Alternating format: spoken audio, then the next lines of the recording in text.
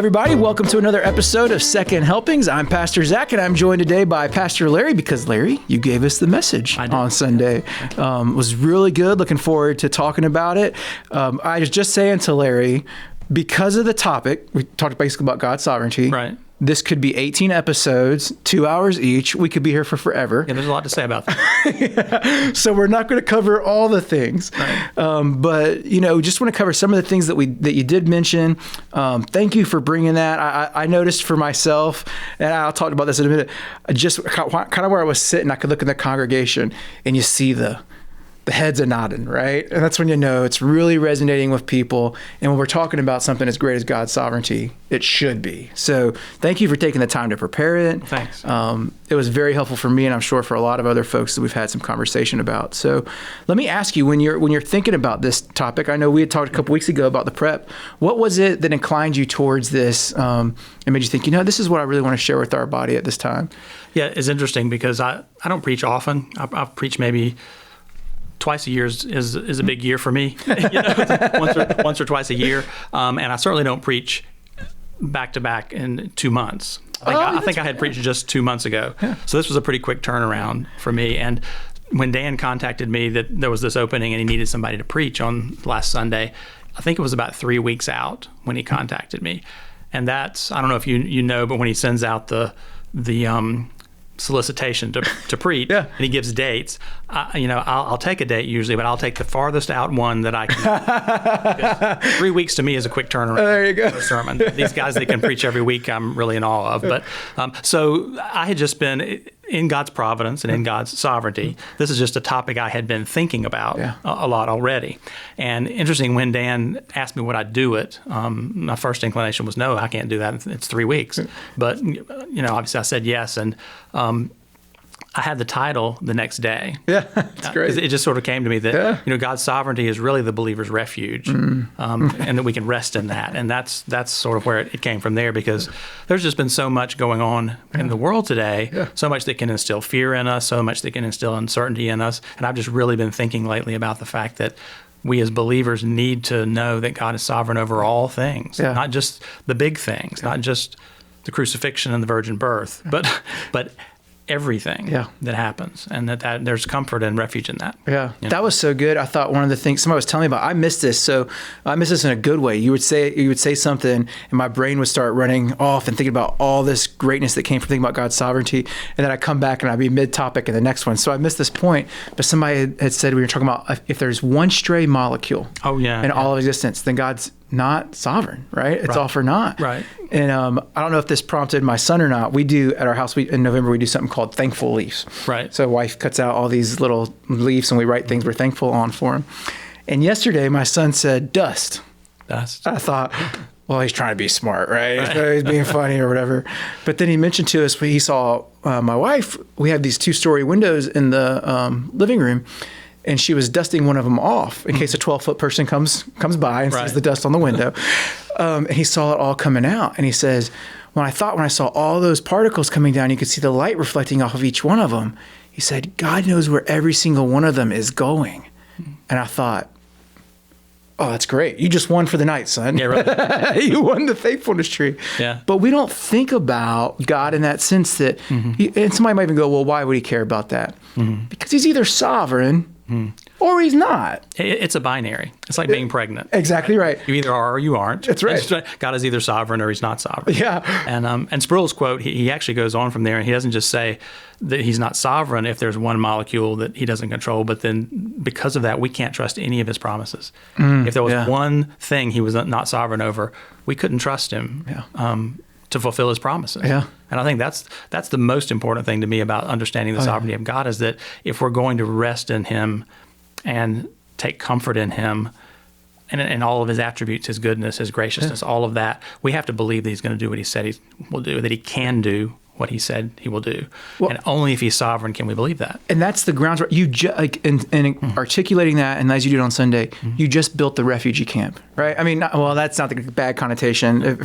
Forgive me for that, but you built that refuge in the sense of the strong fortress that we go into. Right. What we know of God is the reason we can take refuge in Him. Correct. Yeah. So, and we were talking about just even before we started rolling on the camera about people sometimes will hear something like this. It's big and it seems like hard to wrap your arms around, which it should. Right. He's an infinite God. We're finite creatures. We'll never fully understand Him. I get that, but they'll be like, well, it's too big for me to do anything with it. It's too big for me to even understand how I can start to apply it. But you had mentioned you have to know the Lord, right? You have to know these attributes of Him. Right. Yeah, and you get it from His Word. Yeah. You have to be in His Word and learning about Him and who He is, and that way you come to know Him and know that He is trustworthy. These things have been given to us as examples, Paul said, for good or for bad from the Old Testament, that God keeps His promises. Yeah. And He will not crawfish on a bet. I mean, he whatever He said He's going to do. Sorry, I got Texas there for a second. I think we take that from Louisiana, actually. Okay. I think we talk about that from Louisiana. He's not going to churn on His word, right? Okay. Because it is who He is, right? He is faithful to be who He is throughout all time. So we are set and sure in that. So there was a number of things that you talked about in the message that I thought were incredibly helpful. And I noticed that me and my wife were just kind of sitting there a lot of times, kind of, come on, just kind of, feel it. And I was noticing a lot of other people were doing that as well. But then I thought to myself, Larry is not saying anything that is groundbreaking right now, right? You were presenting no new information, right? But we were you don't strive for uniqueness when you're preaching. Exactly right. You don't want to come up with a bunch of new stuff. Yeah. You don't say God is sovereign. And in a church like this, we go, "Oh wow, you blew my mind!" Right? You're just giving us the word. Right. So I thought to myself, though, there were so many people I saw that were just vibing with you and feeling what you were saying. I think there's two things that occur to me. Maybe there's more. I think one of those reasons, and I know this was the case for me, and I'm sure it was for Lauren, when you're talking about God's sovereignty, you're talking about the ability to trust in Him, I'm thinking, He's proven that to me time and time again in my life. I'm like, that's right. Larry's right. That's exactly who God is. And then I thought the corollary to that might be, as common as this is, as much as we know these things, are we also, and for me, I'll talk about me, bobbing my head because why don't I live in view of this more frequently? Yeah, we read the scriptures and we see that God keeps His promises there. We can look in the rearview mirror of our own lives and see that God has kept His word to us, has been faithful to us. But kind of like I said Sunday, sometimes the hardest time frame to live that way in is the present. Yeah, because we naturally want to know what's coming next. We want to know that we're making the right decision. We want to know what's around the corner. I know I do. I'm I'm a planner, and I want to know how it's going to work out, when it's going to work out, and we don't always know that. Yeah. And so I think that's why it's hard for us in the present sometimes to trust God, because we don't have the assurance that we get from looking to the past. We know how it worked out. Yeah. We don't know how it's going to work out if I make this decision today. Yeah. And so I've got to get to the point where I'm willing to trust God with the results. Make sure I'm not making foolish decisions. Make sure I'm not making decisions that are sinful, obviously, but using the resources that I have that God has given me, and then trusting Him with the outcome. Yeah. I want to. You touched on something just now that I think could be a retort from somebody.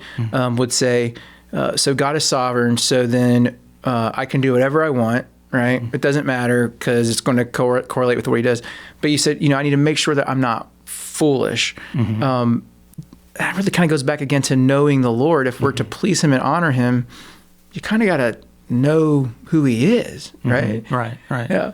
I've thought that is true. By the way, you can do whatever you want. Yeah. You can sin as much as you want. That's right. God will still use that for His purposes, but that might not work out well for you. Yeah. You can't outflank God. Yeah. He will accomplish what He intends to accomplish with my disobedience or my obedience. Yeah. And they're not in conflict. I think that's we assume, like, if you have a will for me and I have a will for you, there's no time where those are ever fully aligned in human relationships. Right. We don't get that. There's always some kind of conflict, even if we work them out well. Right. But the Lord's different. Right. Like he's designed all things for his purposes. So Right. I was talking with some people, I've had this conversation frequently. God is absolutely sovereign over all things. There's no sovereign-ish, right? Right. Sovereign-ish is not sovereign at all. Right. So he's absolutely sovereign over all things. And also at the same time, you do whatever you want. Those things both coexist.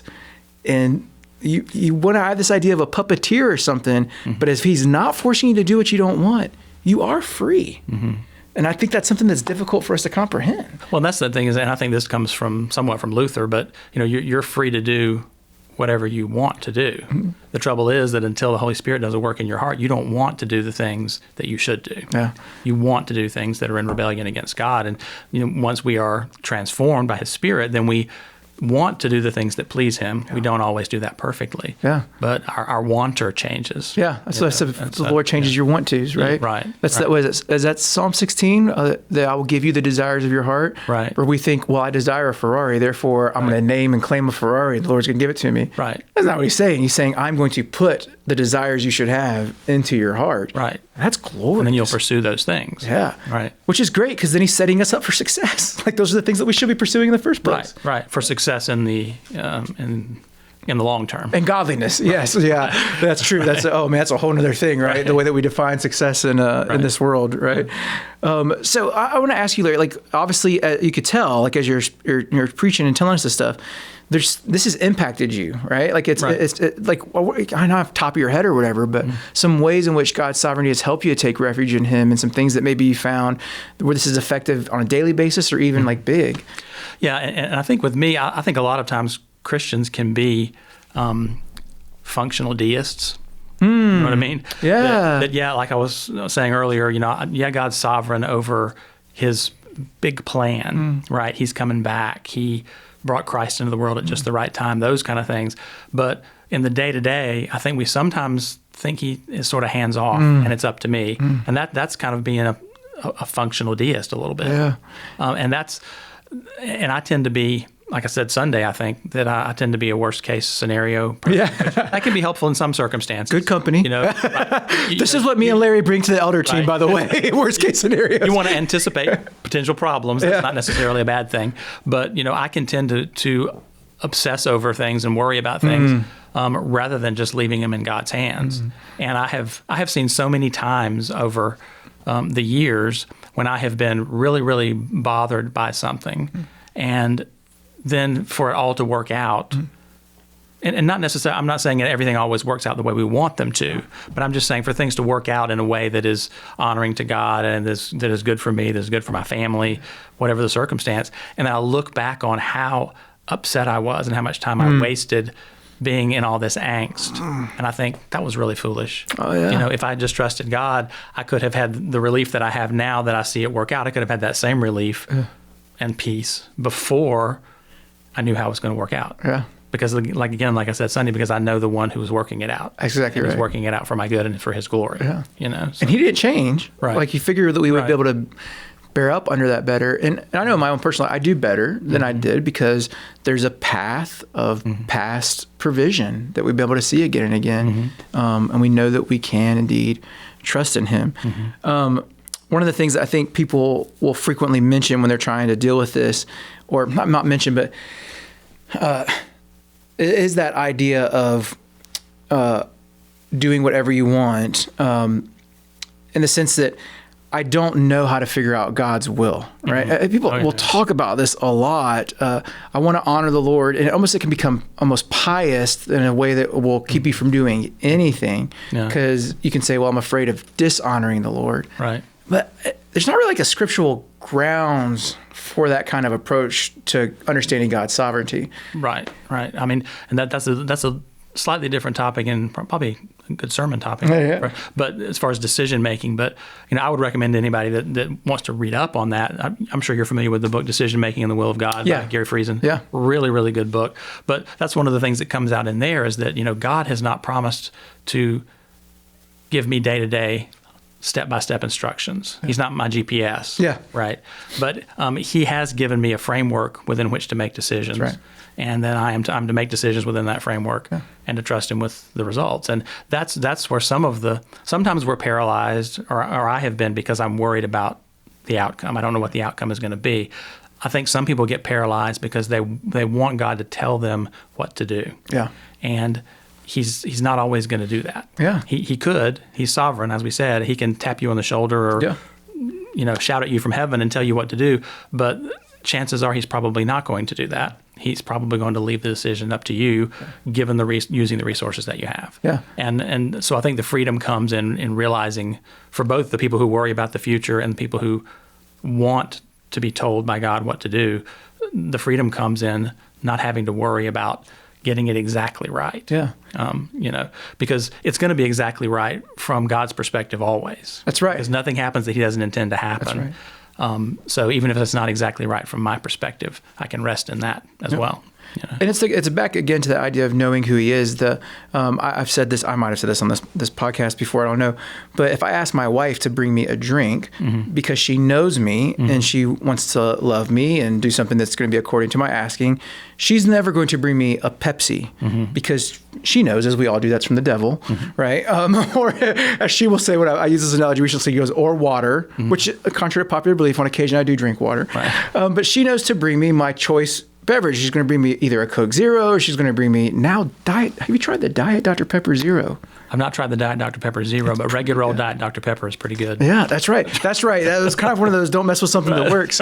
But she's going to bring me that because she knows who I am. And I think sometimes when we're thinking, I don't know the Lord, like wouldn't it be great if he wrote a book that told you about what he's like and the things that he enjoys. Right. And maybe if you studied it, you could go, maybe I'll know what he would be, what he would like in this situation. Right. Well, I mean, when Jesus is talking about that, he says, if a child asks his father for a fish, he's not going to give him a serpent. Yeah. And I think that's another area where I have found myself out of whack thinking over the years, and I think some people do too, is that we think that, we know that God is going to do his will in everything, and that his will is not always going to be my will. So what he wants for me is always going to be something that I don't want. And that is not true. Yeah, it's so true. God loves us, and he takes pleasure in us as his children, enjoying the things that he provides for us. Yeah. And so, yes, sometimes, as the Puritans used to say, you experience the frowning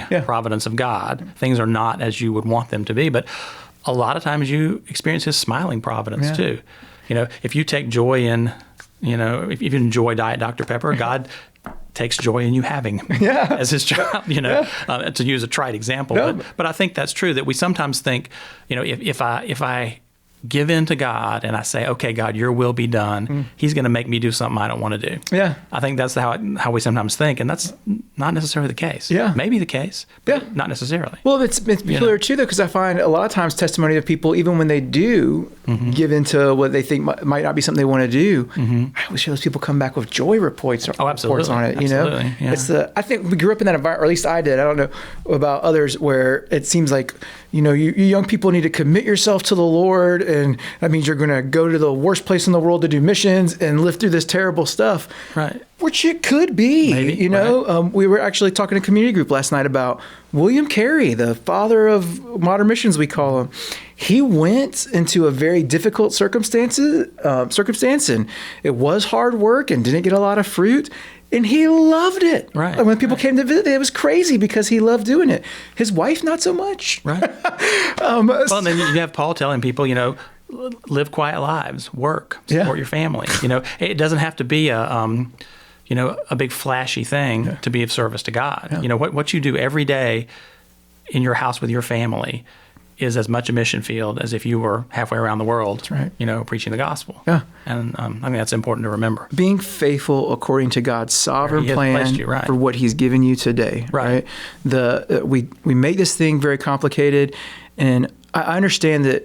I say this all the time. I almost feel like a broken record saying it. I understand that life's not easy. Mm-hmm. But as a Christian, it's not complex. Yeah. There's a lot of stuff that might be happening, and I get that you can have a lot of things in our life, but it is faithful in the moment that the Lord has ordained for you right now, and the next one, and in the next one. It doesn't mean we don't plan and we just put our thumb in the wind and see where it's going or whatever, but it's that diligence and just, Lord, help me, give me the faithfulness to walk through. Part of being faithful, I think.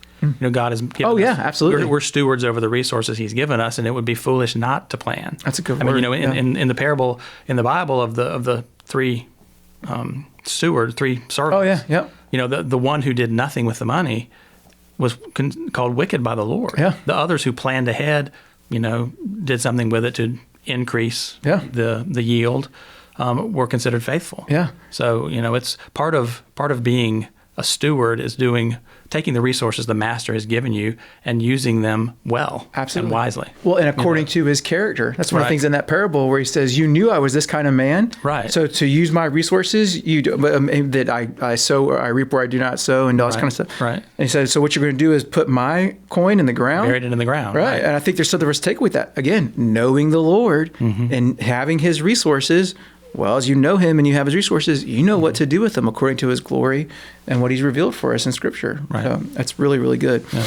All right. Well, brother, thank you so much. Is there anything that you want to make sure you could convey that you didn't in the message? By the way, really good with the time. You really nailed that time this week. I think you were spot on. But I think it was flashing. I had a minute left. I had set the timer for 35, so it was about 34 minutes. Yeah, we give a little bit of wiggle room. It was really good. Okay, I'm glad. Yeah. Well, thank you for sharing that. And then I would encourage everybody, if you have any more questions about this, I know there are because I had conversations I couldn't get to on Sunday with people. Good. So Larry would love to talk to you. I would love to talk to you. Your shepherding pastor would love to talk to you. Talk to one another about this. This is a thing that we are going to dine on for eternity. We will constantly be digging into the riches of God's sovereignty because we're never going to be able to fully understand it. Right. We get to rejoice in it forever. So it's good material to get your start on. So again, Larry, thank you so much. Thanks, Zach. And thank you for being a part of our broadcast. Thank you guys for joining us. Until next time, focus on spreading the fame of God and making disciples and enjoy the great life that comes from doing so. We'll see you later. Great. Thanks.